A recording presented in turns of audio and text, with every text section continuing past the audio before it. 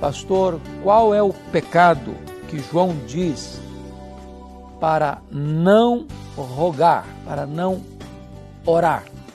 Deixe ler para você então qual é este texto para dar a resposta. Está lá na primeira carta de João, capítulo 5, verso 16. Se alguém vir a seu irmão cometer pecado não para a morte, pedirá e Deus lhe dará vida.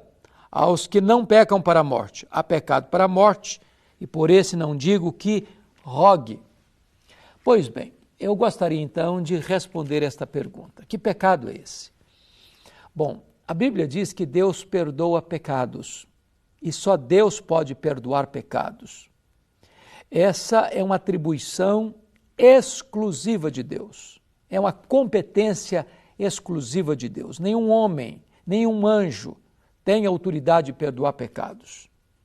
Nenhuma igreja, nenhum concílio eclesiástico tem poder de perdoar pecados. Nem os profetas, nem os apóstolos, nem Maria, nem Pedro, nem Paulo, nem qualquer outra pessoa. Mas há um pecado que a Bíblia diz que Deus não perdoa. É o chamado pecado da blasfêmia contra o Espírito Santo. E é desse pecado, certamente, que João está tratando aqui. Mas que pecado é este? É o pecado de, conscientemente, atribuir uma obra expressa de Deus, através do poder do Espírito Santo, a Satanás.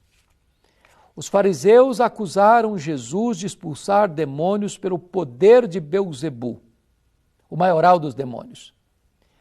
Eles estavam dizendo que Jesus estava aliado ao demônio, ao maioral dos demônios, e não ao Espírito Santo, para fazer os milagres que ele fazia, de libertar os cativos e de curar os enfermos.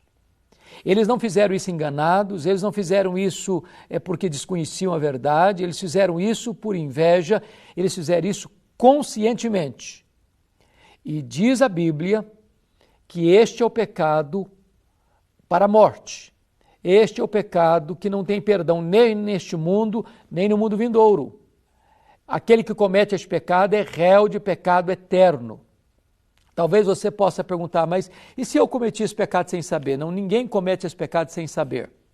Outra pessoa diz, mas pastor, e se eu cometi e eu estou arrependido, o que eu faço? Aqueles que se arrependem do seu pecado não cometeram o pecado para a morte. Este é um pecado deliberado, de um endurecimento completo, onde não há nenhum sinal de arrependimento. É uma total rebeldia de apostasia, de atribuir a obra de Deus a Satanás, pelo poder de Satanás. Então, este é o pecado que João está tratando aqui.